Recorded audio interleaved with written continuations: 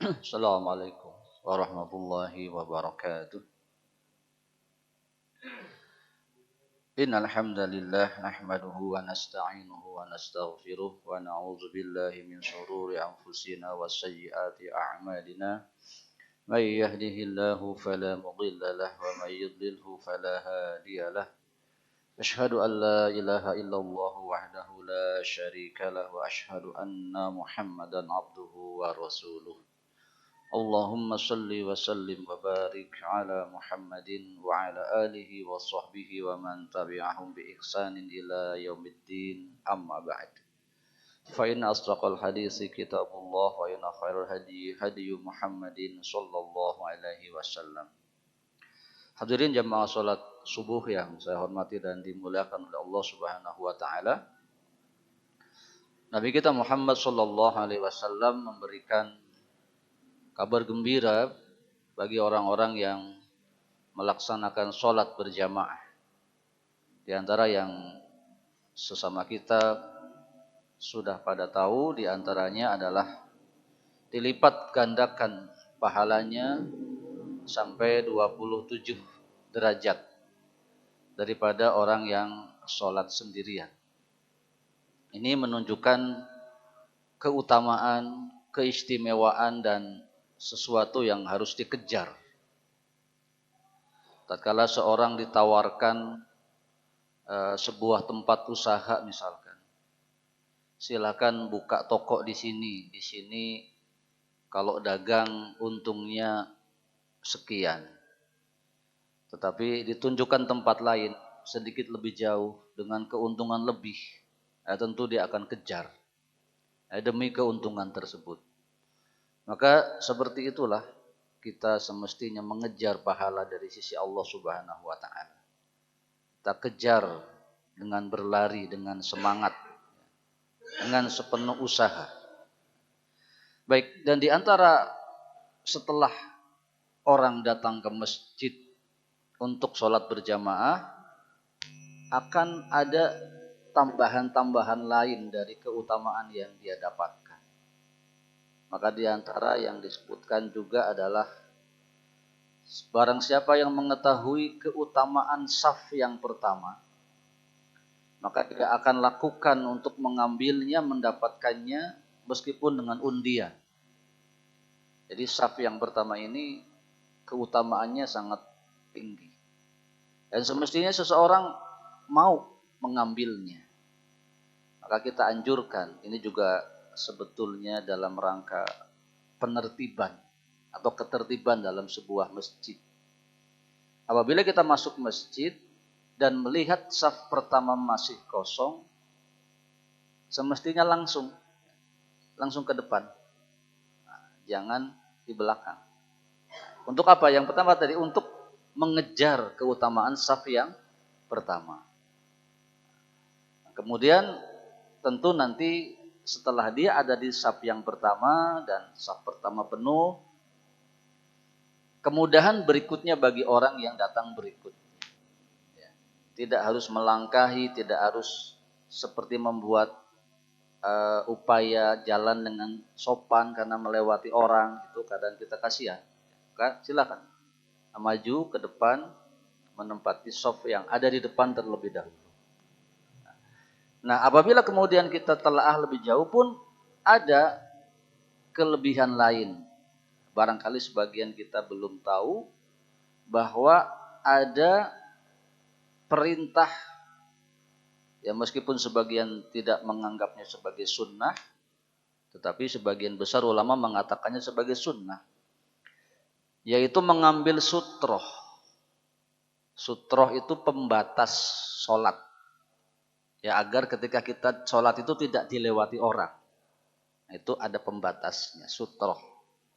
Nah, maka sutroh yang paling utama di masjid ya tembok paling depan itu. Ya, kalau sudah sholat di situ, saya kira nggak akan ada mungkin orang lalu lalang di depan kita. Nah, kemudian orang berikutnya sutrohnya kita dan seterusnya. Itu sebagai ketertiban di dalam kita melaksanakan sholat. Nah, kemudian seseorang itu boleh Ya, bahasa kitanya coupling, mengcoupling tempat. Jadi kalau seseorang sudah terbiasa di sini, terus saja di situ. Nanti orang lain yang sudah tahu bahwa oh itu tempatnya si Bapak Fulan, kita jangan ambil. Biarkan saja nanti orangnya datang. Itu diperbolehkan. Ya. Nah, saya mendapat contoh yang bagus di daerah Padasuka. Itu ya kembalilah jamaah masjid memang rata-rata sudah pada tua-tua ya. Yang muda-muda jarang. Ya. Alhamdulillah yang sudah tua-tua itu rata-rata datang ke masjid minimal pas azan lah. Kebanyakan sebelum azan. Itu saf pertama saya perhatikan seperti milik orang itu saja. Jadi kalau si bapak itu datang tempatnya di situ. Nanti kalau ada orang lain yang datang lagi yang biasa di situ. Kalau belum datang kosong tuh tempatnya. Sampai orangnya datang. Ini juga menghindarkan nanti saf pertama diambil oleh anak-anak. Ya. Memang tidak apa-apa, tetapi kadang-kadang kalau anak-anak di saf depan itu bergurau, ya, mengganggu. Maka kalau saf pertama tidak ingin diambil anak-anak dan bergurau, ya siasatnya kayak tadi. Ya. Baik, ini bagian dari supaya kita rapih di dalam berjamaah dan sekaligus mendapatkan keutamaan. Keutamaan yang lain yang tadi saya tidak persiapkan dalil hadisnya secara lengkap. Yang ini saya bacakan hadisnya dari Al-Bara' bin Azib radhiyallahu anhu, dia berkata, Rasulullah sallallahu alaihi wasallam bersabda, "Ma min muslimaini yaltaqiyani fayatasafahani." Tidaklah dua orang muslim bertemu kemudian bersalaman. Ini dia. Berdua bertemu bersalaman. Kalau mau salaman mendekati apa menjauh? Mendekati ya. Ini hikmah yang tadi kalau masing-masing ada di depan, apa deket, salaman gampang. Tidak usah nyamperin jauh-jauh. Ya. Apa kata Nabi SAW? Illa ghufira lahuma, kecuali akan diampuni dosa keduanya. Salaman hungkul Pak. Diampuni dosa. Ya. Kemudian qabla an yaftariqo, sampai keduanya berpisah. Jadi sepanjang setelah salaman duduk sampai pulang, itu dosa terus diampuni oleh Allah Subhanahu wa taala. Nah, ini kebaikan berikutnya. Dan ini pula kita katakan bersalaman itu sebelum salam, sebelum sholat. Jadi kenapa ada sebagian orang yang setelah Assalamualaikum tidak mau salaman?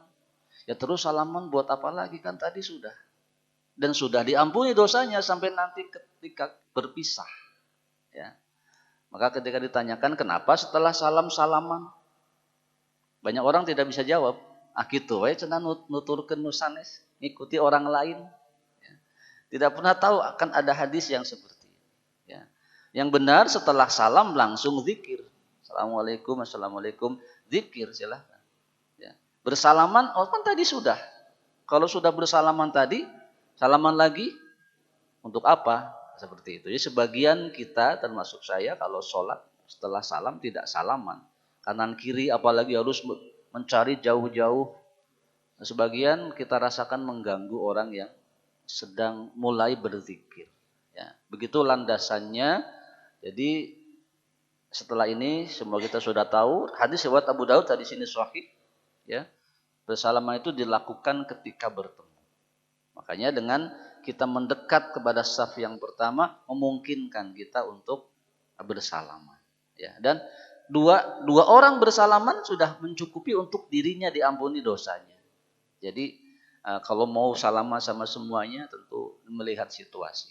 Ya, kalau masih lengang, masih bisa berjalan, silakan saja. Tapi kalau sudah tidak memungkinkan, cukup dengan bersalaman satu orang saja, dosa keduanya sudah diampuni oleh Allah Subhanahu wa taala. Baik, demikian sebagai pembuka kajian kita pada pagi hari ini. Kita akan mengkaji Al-Qur'an.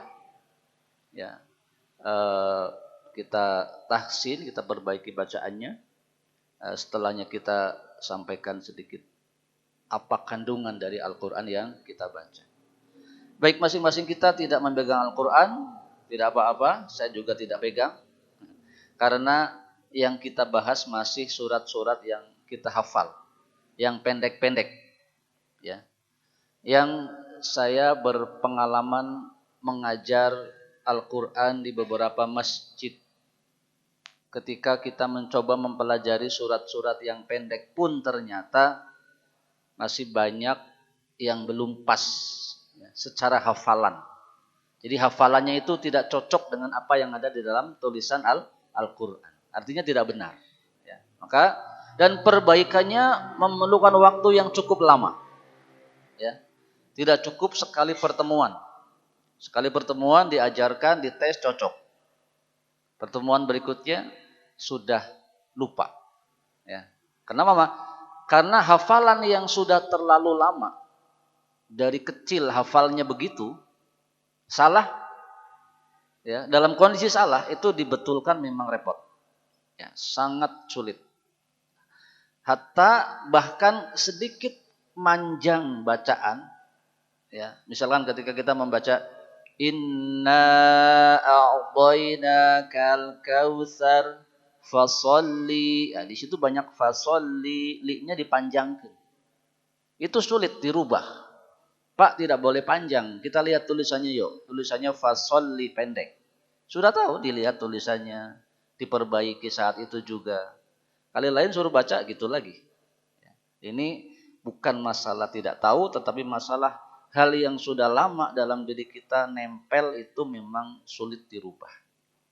Ya, termasuk ya mohon maaf kita sering singgung-singgung dalam Al-Quran, dalam huruf Arab tidak ada pa, yang ada fa, fi, fu. Nah, kita orang Sunda sulit. Apa nggak bisa? Fa bisa.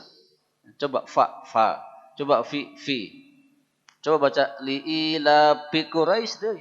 Karena pi dari wae. Kenapa? Kebiasaan. Ini fungsinya kita diantaranya saling mengingatkan karena walau bagaimanapun ya saya ingatkan sekali lagi dan akan terus diingatkan kita itu keseringannya baca Quran itu di hadapan Allah ya membaca dibaca itu menghadap kepada Allah ya minimal ketika sholat. Jadi kalau kita ditanyakan ya Anda hari-hari baca Quran tidak? Oh tidak, saya tidak pernah baca. Dia tidak sadar ketika sholat itu baca Quran. Al-Fatihah, surat-surat pendek. Dan itu kita tidak baca di depan orang, kita baca di hadapan Allah Subhanahu wa taala, sang pemilik kalam tersebut. Ya. Maka akankah kita asal-asalan ya, di dalam membaca Al-Qur'an? Ya. Baik. Yang lalu kita membahas surah Al-Quraisy. Di atas surah Al-Quraisy ada surah Al-Fil. Ya, jadi ini urutan surat dalam Al-Qur'an juga kita harus tahu. Ya. Kalau dari bawah An-Nas, di atasnya Al-Falaq, di atasnya Al-Ikhlas, di atasnya Al-Lahab, di atasnya An-Nasr, di atasnya Al-Kafirun, di atasnya Al-Kautsar, di atasnya Al-Ma'un, di atasnya Al-Quraisy, begitu ya. Kalau dari atas Al-Quraisy, Al-Ma'un, Al-Kautsar, Al-Kafirun, An-Nasr, Al-Lahab, Al-Ikhlas, Al-Falaq, An-Nas. Itu urutannya begitu di dalam Al-Qur'an. Ya, jumlahnya semuanya 114 surat. Ya. Baik, kita bahas di atas Al-Quraisy ada surah Al-Fil. Alam Taro ya. Jadi masing-masing kita sudah rata-rata hafal ya. Kalau ada handphone, ada Quran silakan dibuka ya. Pada akhirnya kita tidak memerlukan Al-Quran, maksudnya mushaf. Kalau memang sudah bisa membacanya dengan bagus, artinya sama persis apa yang kita baca dengan yang tertulis dalam Al-Quran. Ya. Dan tujuannya itu. Oleh karenanya Nabi kita Muhammad SAW tidak bisa membaca. Ya. Beliau tidak membaca Quran dengan mushaf, tetapi dihafal. Ya. Baik, kita kaji satu persatu ayatnya. Baik, setelah saya silakan untuk diikuti bacaannya. Ya. Sambil olahraga Pak, olahraga mulut ya, supaya tidak ngantuk. A'udzu billahi minasy syaithanir rajim. Silakan. A'udzu billahi minasy syaithanir rajim. Bismillahirrahmanirrahim.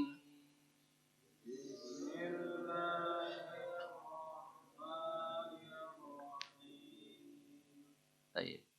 Bapak-bapak yang belum pernah belajar Al-Quran sampai mengeluarkan suara, kalau dalam majelis kita mestinya dikeluarkan suara. Ya. Nanti siapa tahu Pak jadi imam. Ya. Nah, imam itu harus keluar suaranya kencang. Ya. Baik, ayat 1 bunyi dia alam taro. Alam taro kaifa fa'ala rabbuka bi ashabi al-fil. Ya. Kalimat alam tidak boleh dibaca alam. Alam, jangan alam. Kalau alam, alam semesta ini. Ya. Alam itu dua kata a dan lam. Alam. A sendiri, lam sendiri. A tidak, a apakah, lam tidak. Apakah tidak. Alam itu alam. Rabbil alamin. Jadi a biasa. Alam. Kemudian taro ya, terpisah. Alam taro. Taro. Huruf ta dibaca tipis, tidak boleh to. Ta. Taro. Kenapa huruf ta tidak boleh tebal? Karena ada to. Khawatir mirip to. Alam taro to. Itu ta apa to? Nggak jelas. Jadi baguskan taro. Ro dibaca tebal. Ro. Taro. Ya. Baik, setelah saya. Alam taro. Silakan.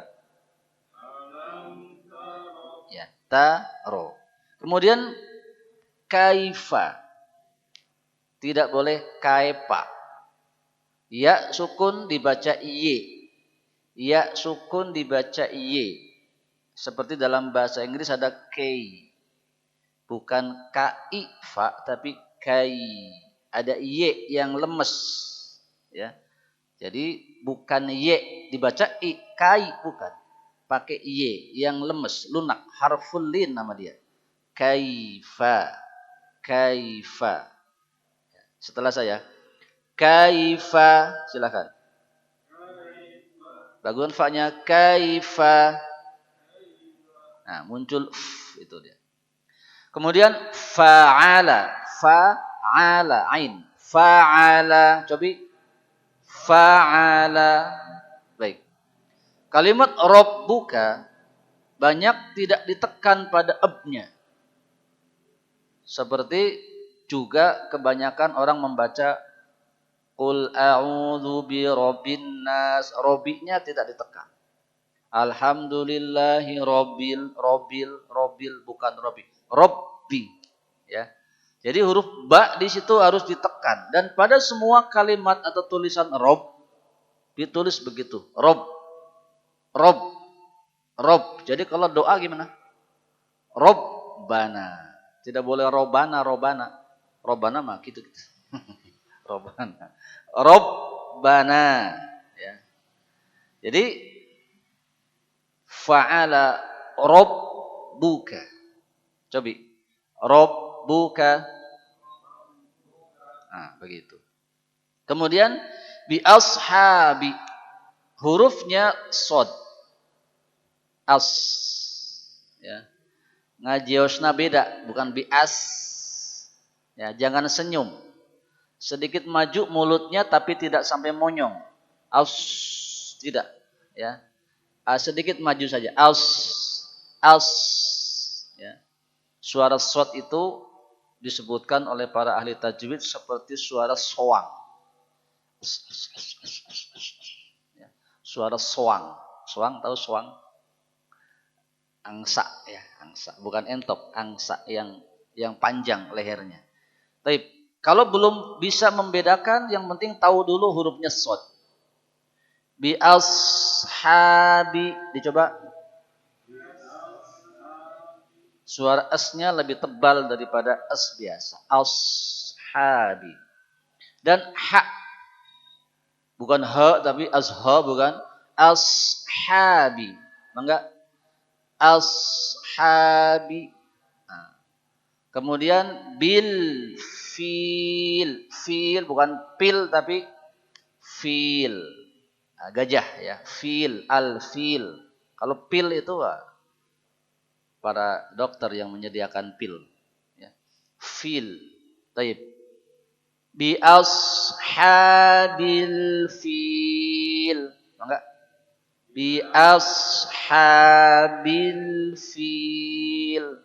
Nah, begitu cara kita menghafal, mengkoreksi satu persatu kalimat sehingga nanti tidak ada kesalahan. Ya, saya ulang satu kali, Bapak Ibu setelahnya silakan. Alam taro kaifa fa'ala rabbuka bi ashabil fil. Silakan. Alam taro kaifa fa'ala rabbuka bi ashabil fil. Baik. Ayat kedua masih sama pakai alam. Alam yang tadi sama alam. Kemudian yaj'al. Yaj'al. Hurufnya J. Tidak yaz'al tapi yaj'al. Dia punya hukum qalqalah, memantul. Yaj'al. Ya, jadi hurufnya J, ya. Coba yaj'al. Lagi yaj'al. Nah, jangan sampai dibaca yaz'al. Orang Sunda bisa tuker-tuker. Zai ditukar jim, jim ditukar zai. Tidak boleh. Yaj'al. Begitu. Baik, kemudian kaidahum. Silakan. Baik, jangan baca kai tapi kai. Kaidahum. Baik. Alam yaj'al kaidahum. Apa berikutnya? Fi tadlil. Nah, kalimat tadlil, perhatikan yang pegang Quran hurufnya dod, bukan dal. Ya, maka tidak boleh mantul. Tade nggak boleh. Tade, kalau tade itu dal. Nah, hurufnya dod. Huruf dod itu makhrajnya berat. Huruf dod itu makhraj dia. Makhraj itu tempat keluarnya. Itu ada di tepi lidah. Bagian kanan kiri menyentuh geraham atas kanan atau kiri. Jadi hurufnya di belakang di sini. Tab, kalau dibunyikan bu, di sini ada muncul gelembung. Walau bu, itu kalau idealnya. Tapi kita menggunakan versi minimal saja. Minimal tidak berganti dal. Maka yang pertama, tadlil tidak boleh qalqalah. Fi tade enggak boleh. Kalau tade berarti langsung ganti huruf dal. Salah. Ya. Jadi hilangkan qalqalahnya, tad. Nah, kemudian bunyi ed-nya tidak boleh bunyi d. D Sunda tapi pakai d Jawa. Ed. Tad. Ya. Nah, ini kita kadang sulit tapi kalimat ini sering dibaca. Ed ini dipakai. Meskipun kalau orang Jawa kita punya ya. Kita punya ed itu 2. Jadi ada yang sering saya contohkan. Kalau Jawa itu kalau dodol ya dodol. Tapi kalau dodol beda lagi. Ya. Dodol mah dodol, jenang. Ya. Kalau dodol itu jualan. Ya.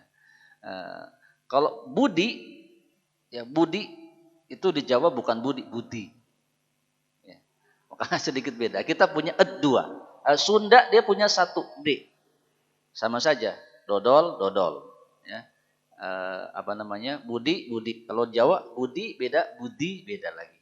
Nah, ini dia perbedaan huruf seperti ini harus kita pahami untuk membuat kita bisa mengucapkan huruf yang sulit.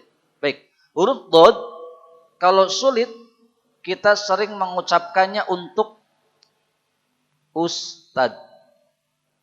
Coba sama-sama. Ustad. Nah, itu otomatis D-nya kita yang orang Sunda mohon maaf itu sudah bukan ustade. Bukan D biasa. Itu sudah miring ke tempat lain, ustad. Ya, coba salad. Nah, itu yang diinginkan dulu sebelum bisa huruf dot yang benar itu dulu. Sekarang salad do. Nah, nanti itu dulu sebelum bisa ya. Nanti betulnya walau do itu. Tapi sebelum itu dulu. Jadi kalau nanti walad dolin nggak boleh walad do. Walad do. Bisa dengar suara saya bedanya? Do re mi fa sol la si do. Itu kalau dihitung itu huruf dal, huruf D. Ya. Yang diinginkan adalah walad do. Walad do. Latihannya kumaha do tadi? Salad. Kemudian salad do. Kemudian ganti walad do. Nah, itu sudah sedikit beda. Ya. Yang jelas tidak boleh walad do. Do nggak boleh, tapi do. Ya. Supaya berbeda dia hurufnya bukan dal tapi dot. Ya. Jadi ini juga sama. Taud ingat ustad tadi. Fi tadlil ustad lil fi tadlil tad. Jangan tade itu dal ya. Nanti hurufnya salah. Minimal kita tahu sekarang yang pegang atau dari manapun medianya tadlil itu bukan dal tapi hurufnya dod. Baik. Alam yaj'al kaidahum fi tadlil. Silakan. Alam yaj'al kaidahum fi tadlil. Ya, jadi jangan tade. Nah, pakai ed tadi, ustad atau salad. Ya, itu trik saja. Ya. Baik, berikutnya. Wa arsala ini gampang. Alaihim setiap alaihim tidak pernah pakai a, pasti ain. Alaihim. Cobian. Alaihim. Nah, ain itu ngawahannya eng, tapi keluarnya a. Jangan kayak orang Jawa, eng keluar eng, ngalaihim Pak. Kalau Jawa itu, ya. Robbil ngalamin betul-betul eng. Jadi jangan aneh kalau ada orang Jawa. Alhamdulillahi Rabbil ngalamin. Ya, memang begitu. Nah, tapi memang ada kedekatan antara ain dengan eng tadi. Jadi ngawahannya eng keluarnya a. A. Macam itu bunyi dia. A. A. A. Ya. Alaihim. Cobi. An'amta. Nah, jadi buat tadi ngawahan tuh naon ancang-ancangnya eng keluarnya a. Ya, jadi a begitu ya. Wa arsala alaihim toiron. Nah, toiron ini to. Jangan ada hamas pada to. Tidak boleh toiron. To, tidak boleh. To, bulat suaranya. Karena yang punya hamas itu ta. Ta boleh. Ta ada bocor. Itu sedikit ta. Boleh. Tapi kalau to tidak boleh. Meskipun makhrajnya sama. To ya, bulat. To salah ya. Toiron cobi. Lagi. Toiron. Nah, yang masih bunyi to hilangkan bunyi hamesnya. Enggak boleh keluar nafas. To. Ababil sama-sama. Wa arsala alaihim toiron ababil. Yuk. Wa arsala alaihim Toiron ababil. Ya. Bapak Ibu hormati dan dimuliakan oleh Allah Subhanahu wa taala. Bisi keberatan saya kasih tahu. Kursus baca Quran di zaman sekarang semakin ideal semakin mahal. Ya. Jadi semakin ideal koreksinya itu semakin mahal. Maksudnya kita sediakan fasilitas seperti ini supaya kita pada mau lah ya. Karena kalau sudah urusan bayar berbayar mah kebanyakan tidak mau ya. Saya yakinkan kursus baca Quran itu semakin ideal koreksinya, semakin tinggi tuntutan bagusnya itu semakin mahal ya. Kalau sekarang itu bisa dikatakan sudah sama dengan kursus bahasa Inggris atau matematika.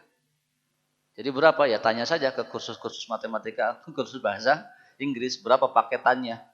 Kira-kira seperti itu. Ya. Jadi yang muda-muda ya berkesempatan untuk kalau sekarang pandai, pinter nanti ya punya penghasilan dari mengajar Al-Quran. Karena nilai daripada gaji yang diberikan, kalau urusan baca Quran ini termasuk yang tidak tabu membicarakan hal-hal seperti ini. Ya, jadi kalangan para ulama disepakati bahwa bahkan seorang pengajar Al-Quran itu boleh tawar menawar. Anda mau belajar? Iya. Mau? Sekian ratus ribu? Ya sudah, kalau nggak mau, saya nggak mau ngajarin, itu boleh ya. Meskipun tidak etis ya. Tetapi bagian yang diperbolehkan tawar menawar harga adalah mengajar Al-Quran. Ya. Maksudnya adalah kalau kita ada kesempatan dan memang gratis, ya bagus ya kita gunakan. Ya. Dan sebuah masjid memang mestinya ada fasilitas itu. Ya. Dan saya beritahu, saya ada di beberapa masjid, tidak banyak yang secara khusus di masjid itu ada ahli Qur'annya. Ya. Rata-rata tidak ada. Ya, maka ya rata-rata mendatangkan. Bagus ada upaya mendatangkan. Yang jeleknya tidak ada upaya mendatangkan. Memaksakan diri yang ada, ya sudah mabunten aki-aki, bacaannya tidak bagus, maksa jadi imam. Ya, padahal banyak anak muda yang bagus-bagus. Ini kebanyakan seperti itu. Nah kita upayakan untuk sama-sama bisa. Saatnya nanti mungkin bapak-bapak berkiprah di tempatnya masing-masing, ya sudah bagus. Ya. Baik, tadi sampai wa arsala alaihim toiron ababil. Kemudian tarmihim. Huruf ro dalam bahasa Arab, dalam Al-Quran, tajwid nanti ada konsekuensinya. Ada tafhim, tarqiq, ada tebal, ada tipis. Ya. Kapan ro tebal? Ro tebal diantaranya ro sukun, ro. Bukan ro tapi ro. Digemakkan suaranya. Ya. Dan ini Jawa punya dua macam. Jadi kalau disebut loro itu apa? Dua. Kalau loro sakit. Mas loro opo? Loro opo? Sakit apa? Loro ini dua. Nah, ro dengan ro itu sama. Arab begitu. Ro fathah bunyi dia ro. Ar-Rahman. Alhamdulillahi ro. Kalau diperhatikan itu ada beda. Makanya kalau semakin lama kita belajar, semakin bisa membedakan ini orang benar tapi kurang bagus suaranya. Ini suara bagus tapi salah semua. Itu tidak ada.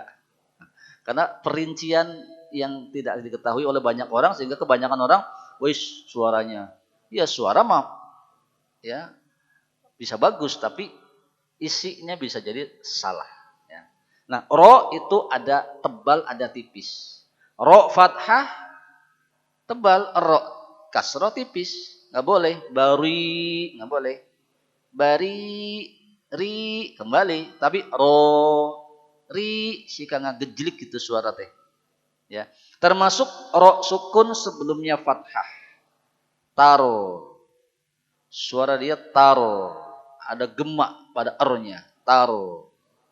Tar bukan. Taro. Ya, ada itu ya. Ini hiasan yang kalau salah tidak merubah makna. Ya, namanya sifat huruf. tafhim, ya, taro. Ya. Nah, tetapi nanti akan ada efeknya ketika kita tahu artinya itu apa. Ya. Wa arsala alaihim, nanti kita sampaikan Allah mengutus burung-burung, ya, kepada mereka, burung-burung yang berbondong-bondong, tarmihim. Tarmihim itu yang melempari mereka. Nah, melempar itu sekarang jadi tembakan. Bunyinya mirip tadi, taruh. Dan lemparan ketika dibuat suara yang kencang begitu, semakin membuat suasana, kalau paham maknanya, itu terkesan dengan isi surat tersebut. Ya. Bihijaratin, hijarah, di situ juga jim, hajar, hajarun, batu, ya. Hajar aswad, ya, itu kalimat ininya, asalnya. Bihijaratin, ya, dengan jim, jangan hija, ya. Siap. Bihijaratin, coba begitu, ya. Kemudian min sijil, sijil juga sama, ditulis dengan jim, sijil, ya. Seperti kalau orang Sunda bilang bijil, ya. Orang punten ya, orang Sunda ini bisa dia, tapi kalimat-kalimat tertentu ganti hurufnya, bukan pakai yang semestinya. Kalau disuruh sijil bisa, ya. Kali lain disuruh zil jadi jil, disuruh jil jadi zil. Nah, ini dikembalikan. Misijil, dicoba. Misijil. Baik. Terakhir, faja'alahum, pakai ain juga, faja'ala, ja'ala. Kemudian yang tidak banyak tahu, ka'asfin itu sod. Ya, hurufnya sod. Ka'asfin, ngajiosnya lebih deres, as. Ya. Kemudian mak itu ditekan, makul, makul. Kalau dulu kita ada maknyos, itu mak, itu ada tekanan. Ka'asfim makul, makul bukan makul. Hamzah sukun, bunyi dia hentakan, makul. Ada mu'minun, nah, itu bunyi hamzah sukun. Baik, itu secara rincian ayat per ayatnya, sepotong demi sepotong. Baik, setelah ini saya bacakan Bapak Ibu untuk mengulangnya sekali-sekali. Baik. Bismillahirrahmanirrahim.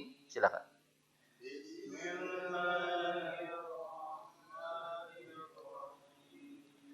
Alam taro kaifa fa'ala rabbuka bi ashabil fil.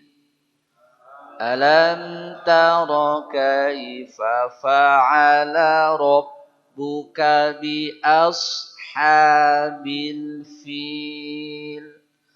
Alam yaj'al kaidahum fi tadlil.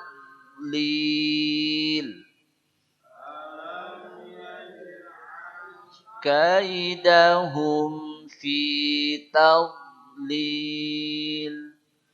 Wa arsala alaihim طيرا أبابيل.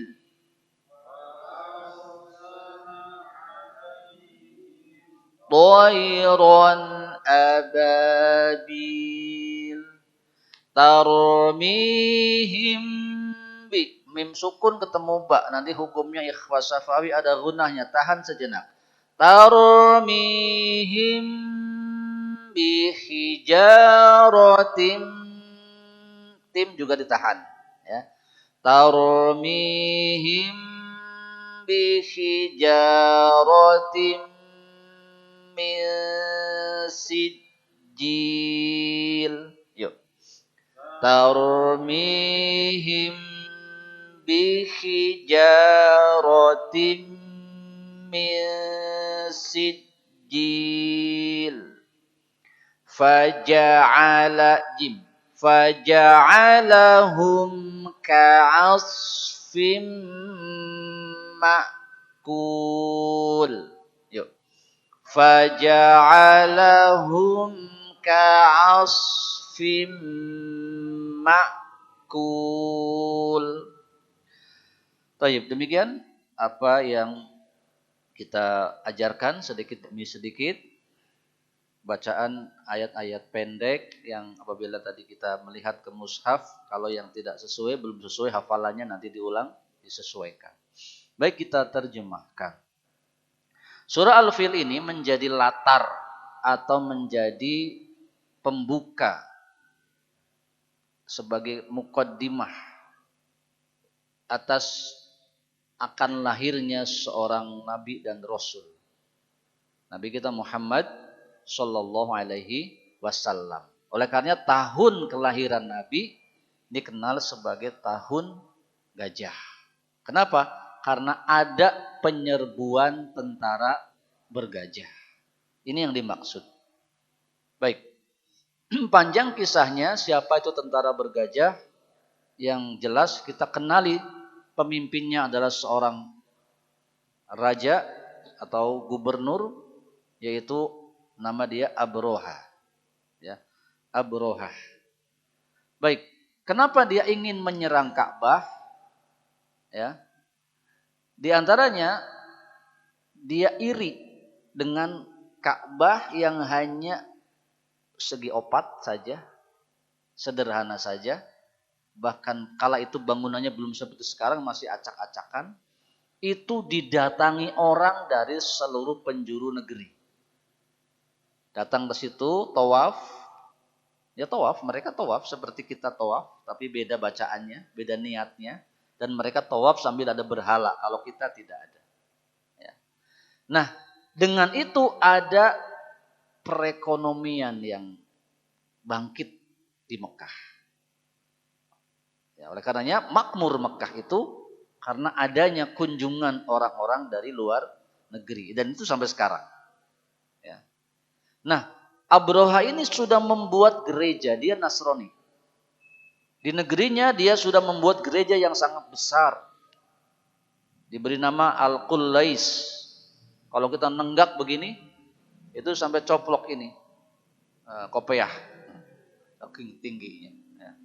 Nah, gitu. Tetapi tepayu. Jadi orang sudah dipromosikan, nih datang ke tempat saya lebih bagus dari itu Mekah, dari Ka'bah. Orang-orang tetap tidak mau. Nah, dipromosikan sampai ada orang Mekah penasaran datang ke sana. Dalam sirah ya dikisahkan. Ternyata orang Mekah ini buat ulah. Apa ulahnya? Dia buang kotoran besar di masjid itu, di gereja itu. Kemudian kotorannya itu dioles-oleskan karena dinding gereja itu. Nah, disitulah kemarahan Abroha. Sehingga dia datang membawa gajah plus rantai-rantai. Jadi gajah kenapa dibawa? Bukan tanpa maksud. Maksudnya eta Ka'bah bade di talian, digusur Pak ke negerinya. Itu kronologisnya. Nah, tetapi inilah Allah Subhanahu wa taala, Ka'bah adalah Baitullah, rumah Allah. Dalam episode penyerangan sebelum betul-betul menyerang, Abroha ada pembukaan. Dicarinya siapa pemimpin Mekah. Ketahuan beliau adalah Abdul Muttalib. Siapa? Abdul Muttalib teh? Akikna Kanjeng Nabi Muhammad sallallahu alaihi wasallam. Tidak langsung semena-mena, dia tahu aturan. Nah, sebelum menyatakan peperangan, diambil dulu 200 ekor unta milik Abdul Muttalib. Kemudian Abdul Muttalib dipanggil. Gimana nih? Ya. Ka'bah engkau serahkan atau untamu saya ambil. Ya. Atau bagaimana? Nah, ketika Abdul Muthalib datang ke tempatnya Abrohah di kemahnya, ya. Abrohah sudah gentar sebetulnya melihat deg-degan anak. Apa deg-degan teh? Posturnya Abdul Muthalib ya, bodinya memang berwibawa. Nah, tetapi setelah negosiasi, Abrohah kecewa. Apa negosiasinya? Ketika sekarang bagaimana urusannya ini? Engkau punya unta ada padaku, Ka'bah akan kami serang. Abdul Muthalib hanya mengatakan, Ana Rabbul Ibil. Aku ini tuan punya unta-unta. Kemari bawa untaku, Ka'bah terserah. Dia punya yang ngurusin sendiri. Ya. Rabb hadzal bait dalam Al-Quraisy. Jadi memanglah Abdul Muthalib sudah tidak mampu untuk melihat pasukan yang sedemikian besar. Dia juga kasihan kepada penduduk Mekah kalau harus berperang. Tetapi keyakinan bahwa Ka'bah ini ada yang menjaganya, ini memang benar. Ya. Jadi seperti itulah kita sebagai muslim, kalau sudah memang tidak ada kemungkinan untuk berhasil dan lain-lain, ya sudah, serahkan kepada pemiliknya yaitu Allah Subhanahu wa taala. Jadi setelah itu unta diambil, penduduk Mekah menyingkir semua ke pinggir, enggak ada yang diperbolehkan menghalang-halangi Abrohah. Saat itulah terbukti bahwa Ka'bah ada pemiliknya. Ya. Maka tatkala pasukan mulai diajak bergerak, si gajah teh merot teh. Susah jalan gitu ya. Tapi kalau diajak balik, ngingkik. Diajak lagi ke Mekah, merot deh. Itu terjadi beberapa kali. Nah, saat itulah dikirim oleh Allah tentaranya, Toiron ababil. Baik. Alam taro, tidakkah engkau tahu? Tahukah kamu? Ya. Kaifa fa'ala rabbuka bi ashabil fil? Kaifa bagaimana rabbuka Tuhanmu fa'ala berbuat bi ashabi terhadap sekumpulan al-fil, gajah-gajah, maksudnya pasukan bergajah. Maksudnya kita tidak akan tahu kalau tidak baca surat itu. Ya, di zaman sekarang ya, kisah itu valid tertulis dalam Al-Qur'an. Alam yaj'al kaidahum, bukankah dia telah menjadikan kaidahum, tipu daya mereka, maksudnya upaya jelek orang-orang bergajah tadi, fi taudlil, sia-sia. Ya. Nah, kenapa bukankah? Maksudnya semua orang tuh tahu pernah ada kejadian itu. Jadi sampai hari ini kisah ini terjadi ratusan tahun yang lalu. Sebelum Nabi lahir, sebelum orang rajin nulis sejarah. Dan itu tertulis dalam Al-Quran. Tapi sampai hari ini tidak ada satupun orang menafikan kisah itu. Ya. Pernah ada sebagian kita tahu, oh itu ada orang mengatakan tuh bohong tuh kisah Al-Fil itu. Nggak ada Pak. Orang kafir pun oke. Karena memang kejadiannya ada. Ya, dan diakui. Ya, itulah salah satu bagaimana membuktikan kebenaran Al-Quran. Kisah di dalamnya yang terkait sejarah pun akhirnya disetujui sebagai kisah yang benar meskipun sulit dibuktikan. Ya, dengan fakta-fakta. Nah, sampai sekarang tidak ada orang yang menafikan Al-Fil ini, kisah ini.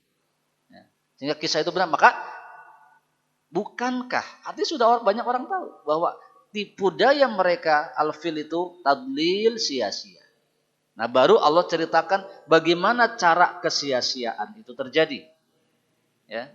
Wa arsala alaihim, pada saat pasukan bergajah sudah siap menyerbu Ka'bah, wa arsala, dan diutuslah alaihim kepada mereka boiron, burung ababil yang berbondong-bondong. Jadi nama dia bukan burung ababil. Toiron ababil teh burung yang berbondong-bondong. Maksudnya burung yang banyak. Ya, bersegera. Ya, berbondong-bondong. Ngapain mereka burung-burung itu? Tarmihim. Tarmi dari kata roma, melempar. Tarmihim yang melempari him mereka bihijaratin dengan batu-batu min sijil dari, kalau terjemahan di situ kebanyakan dari tanah yang terbakar. Ya, dari tanah yang terbakar. Dengan terjemahan itu kita cukup bingung, Pak. Maksudnya kumaha? Ya dengan dari tanah yang terbakar. Oh kok cenah batu tapi tanah. Ayo, bingung kan? Tadi kan melempari mereka bihijarotin dengan batu. Min sijil di situ terjemahkan dari tanah yang terbakar. Jadi bingung, oke, itu batu apa tanah? Jadi begitu ya kadang-kadang. Yang jelas itu batu karena digenggam oleh kedua, di dalam tafsir disebutkan burung itu dua kakinya mencengkeram batu, di paruhnya juga ada satu lagi. Jadi 3 batu, masing-masing burung membawa 3 batu. Maka kita mudahkan saja, membawa batu tanah yang terbakar maksudnya diambil dari area yang terbakar. Ya. Ya, sebagian menafsirkan dari neraka. Jadi tanah di situ area. Jadi kalau areanya terbakar atau area yang panas, maka batunya juga adalah batu yang panas. Begitu maksudnya, supaya tidak bingung ya. Jadi batu yang panas yang diambil dari area yang panas. Mun ayeuna mungkin diambil dari kawah begitu ya, yang terbakar. Nah, itu jadi mereka burung-burung itu melempari pasukan bergajah tadi dengan batu-batu yang panas sehingga faja'alahum, maka jadilah mereka, maka keadaan mereka maksudnya setelah dilempari batu-batu itu ka'asfin, seperti daun makul yang dimakan. Ya. Kalimatnya hanya berhenti di situ, daun yang dimakan. Ulatnya tidak ada di situ. Jadi bahasa Arab ulat itu tidak ada. Di situ kan daun yang dimakan ulat. Nah, ulat di situ enggak ada. Jadi ka'asfim makul, seperti daun yang dimakan. Para ulama mencoba memperjelas maksudnya daun yang dimakan tinu kumaha, supaya nyambung dengan pelemparan batu yang mengakibatkan objek menjadi bolong.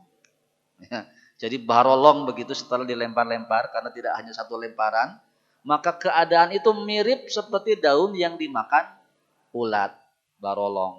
Nah, kalau daun dimakan orang masih dilalap gitu ya, habis ya. Jadi begitu penerjemahannya, seperti daun yang dimakan ulat, artinya kondisi mereka tembus-tembus dengan batu-batu yang panas. Ada yang mati, ada yang tidak. Nah, sebagian yang tidak mati diriwayatkan di Mekah itu setelah itu terdapat banyak orang yang tidak ada tangan, tidak ada kaki, yang sebelumnya tidak terdengar ada peperangan dan seterusnya. Itu adalah dari sisa-sisa orang-orang bergajah atau pasukan bergajah yang hidup selamat sampai Nabi Muhammad dibesarkan. Baik, Abrohah diceritakan selamat, pulang sampai negerinya, dan sampai negerinya barulah rontok jantungnya, mati di negerinya sendiri. Sebagai bukti, seperti Fir'aun yang diselamatkan, sebagai bukti tentang kejahatannya, sebagai bukti dari firman Allah Subhanahu wa ta'ala. Jadi kalau kita paham, maka surat ini seru, Pak. Jadi memang seru lah ya, ada peperangan di situ. Ya. Ada kisah seperti dongengnya ada. Ya. Nah, ini diriwayatkan atau diturunkan kepada Nabi kita Muhammad SAW, ya, untuk menggambarkan bahwa lahirnya makhluk bernama Muhammad yang kemudian menjadi nabi dan rasul itu sudah disambut dengan peristiwa yang luar biasa, dan akhirnya beliau menjadi manusia yang luar biasa sebagai nabi dan utusan dari Allah Subhanahu wa ta'ala. Nah, berikutnya setelah kejadian itu nanti dinikahkan Abdullah, ya, anaknya Abdul Muthalib, ya, dengan Siapa ibu Nabi? Aminah. Ya, baru kemudian terjadi kelahiran Nabi Muhammad Shallallahu Alaihi Wasallam. Baik, saya kira itu untuk penyampaian kita pada pagi hari ini. Supaya tidak lupa, kita baca dari awal sampai akhir sama-sama. A'udzu billahi minasy syaithanir rajim. Bismillahirrahmanirrahim. Alam tara kaifa fa'ala rabbuka bi ashabil fil. Alam yaj'al kaidahum fi tadlil wa arsala 'alaihim طيرا ababil tarmihim bihijaratin min sijil faja'alahum ka'asfim ma'kul. Demikian semoga bermanfaat. Mohon maaf jika ada kekurangan kesalahannya. Subhanakallahumma wa bihamdika asyhadu an la ilaha illa anta astaghfiruka wa